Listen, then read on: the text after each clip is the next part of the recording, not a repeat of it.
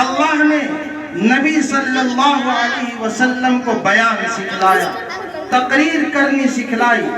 اور معافی ضمیر کو جو ان کے سینے کے اندر ہے، جو اپنے رب سے سیکھا ہے، جو جبرائیل کے ذریعے وحی کے ذریعے نبی صلی اللہ علیہ وسلم نے حاصل کیا، اللہ نے اس کو ظاہر کرنے کا ملکہ سکھایا، اس کو بیان کرنے کا ہنر دیا،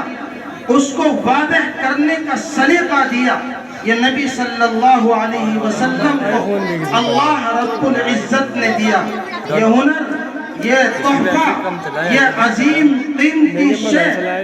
رب ذوالجلال کی جانب سے نبی اکرم صلی اللہ علیہ وسلم کو دی گئی۔ اور میرے پیارے نبی وہ رسول، وہ اس صلاحیتوں کے مالک ہیں کہ آج ہمارا عقیدہ ہے کہ اگر تمام زبانوں میں اعلیٰ زبان جیسا کہ عربی زبان ہے، اور تمام فصیح متکلمین میں فصاحت اور بلاغت کے ٹھاٹے مارتا ہوا سمندر جیسا قرآن کریم ہے، قرآن کریم کے بعد اگر کوئی درجہ ہے وہ اللہ کے اسی طالب علم آخری نبی محمد عربی صلی اللہ علیہ وسلم کا درجہ ہے۔ یعنی قرآن کے بعد اگر فصاحت اور بلاغت اعلیٰ درجے کی نظر آتی ہے، وہ حدیث پاک صلی اللہ علیہ وسلم میں نظر آتی ہے۔ آپ نے جس موقع پر جس انداز کا کلام کیا، آپ نے ایک جملہ، ایک کلمہ کبھی فصاحت و بلاغت سے خالی نہیں چھوڑا، چونکہ آپ کی زبان جب چلتی تھی وہ اللہ کی مرضی پر چلتی تھی، اور اللہ کی مرضی فصاحت و بلاغت کا ٹھاٹے مارتا ہوا سمندر ہے۔ اس لیے عزیز طلبہ، اللہ نے مدرسے کے اندر تعلیم حاصل کرنے کے لیے ہمیں بھیجا۔ اللہ نے مدرسے کے نظام کو چند شعبوں پر مرتب کیا۔ ان میں سے ایک شعبہ یہ ہے کہ ہمارے نونہال بچے آتے ہیں اور وہ قاعدہ پارہ ایک ایک حرف کر کے سیکھتے ہیں۔ ایک شعبہ یہ ہے کہ وہ آگے قرآن کریم کو حفظ کرتے ہیں۔ ایک شعبہ یہ ہے کہ وہ پرائمری حاصل کرتے ہیں، ہندی، انگلش، لکھنا، پڑھنا، بولنا، یہ تمام فنون مختلف شعبہ جات کے ذریعے سے ہمارے طلبہ کو سکھائے جاتے ہیں۔ مدارس کے نظام میں ایک کڑی یہ بھی ہے کہ ان مدارس میں انجمنیں قائم کی گئی۔ ان انجمنوں کا ایک اہم مقصد ہے، وہ اہم مقصد یہ ہے کہ جیسے نبی اکرم صلی اللہ علیہ وسلم نے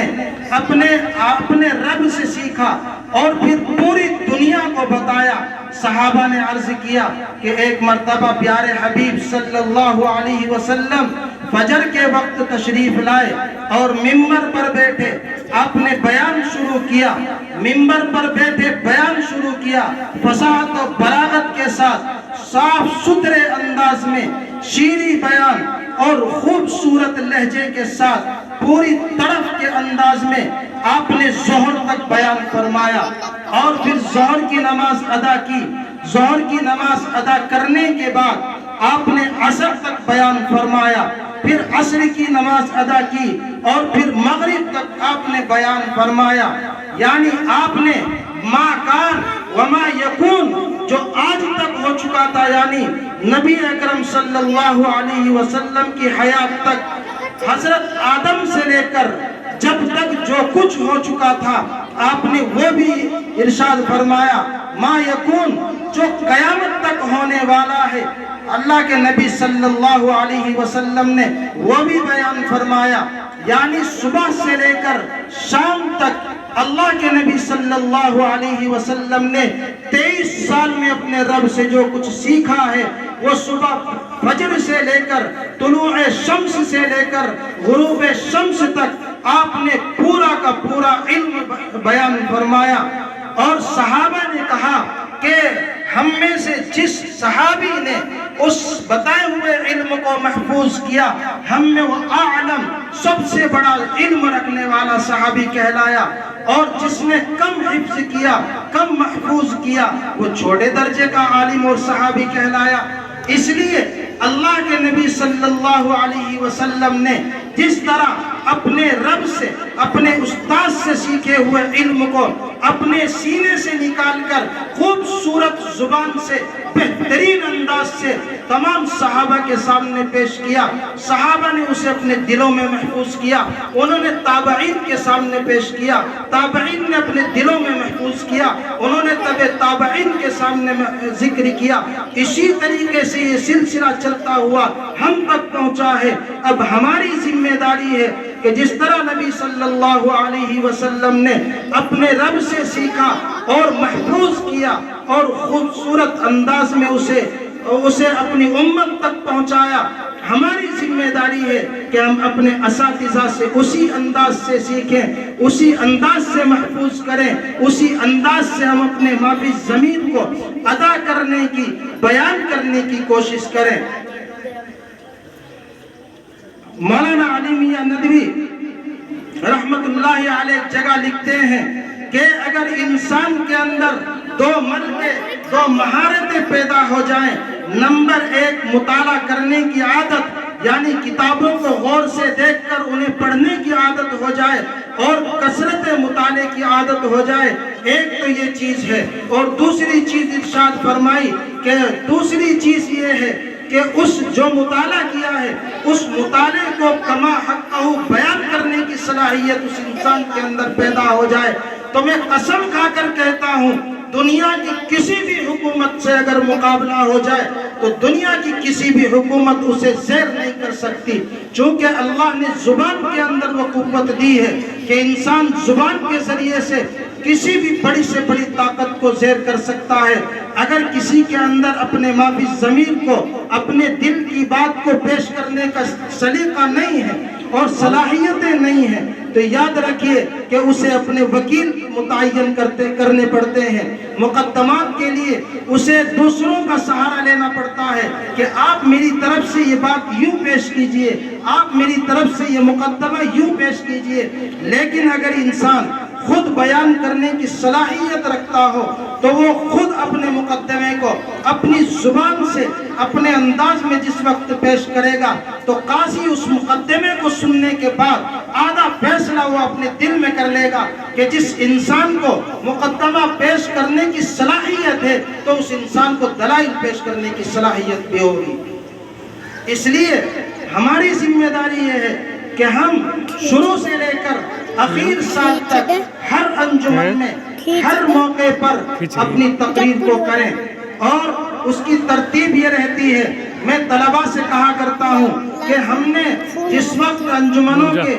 میں شرکت کی تو ہمیں بتایا گیا کہ آپ کو بولنا ہے، اور اگر آپ کی تقریر یاد نہ ہو تو آپ کو پھر بھی بولنا ہے. ہم نے پوچھا کہ پھر کیا بولیں گے تو ہمارے استاد محترم نے یہ کہا کہ آپ اپنی جگہ سے اٹھ کر وہاں آ کر یہ کہیں گے کہ اس مرتبہ میں اپنی کوتاہیوں یا لاپرواہیوں کی بنا پر تقریر یاد نہ کر سکا، اس لیے میں براہ کرم معذرت چاہتا ہوں اور آئندہ انشاءاللہ میں بہترین تقریر یاد کر کے لاؤں گا.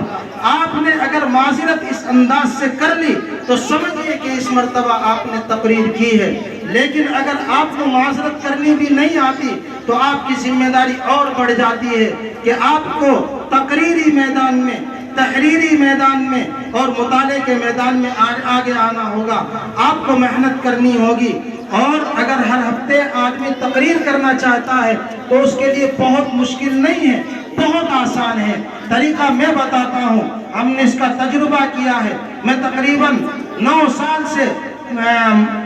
پورے مدرسے کی انجمن کی نگرانی کر رہا ہوں. اس بات کا تجربہ ہوا کہ اگر طالب علم روزانہ 1 سے 2 لائن صرف یاد کرے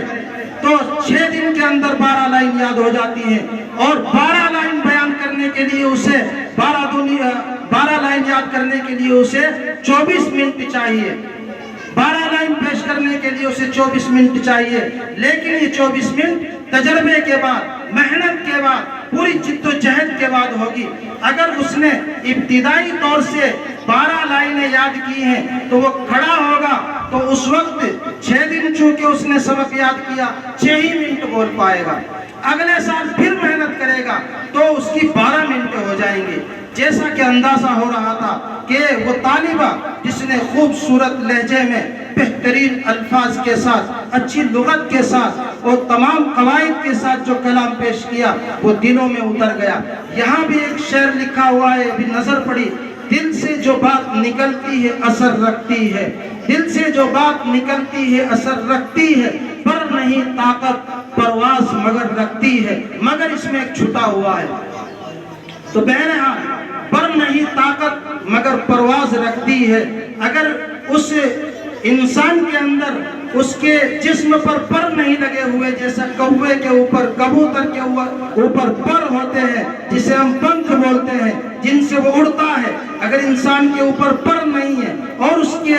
اندر یہ صلاحیت ہے، یہ ملکہ ہے کہ وہ اپنی زبان کے ذریعے سے، اپنے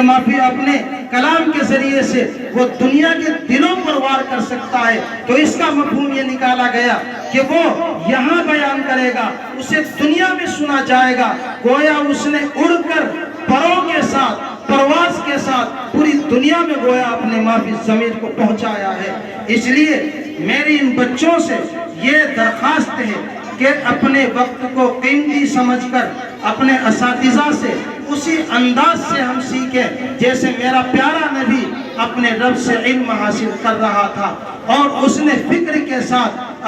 اپنی تمام امت تک پہنچایا، اور ان کے صحابہ نے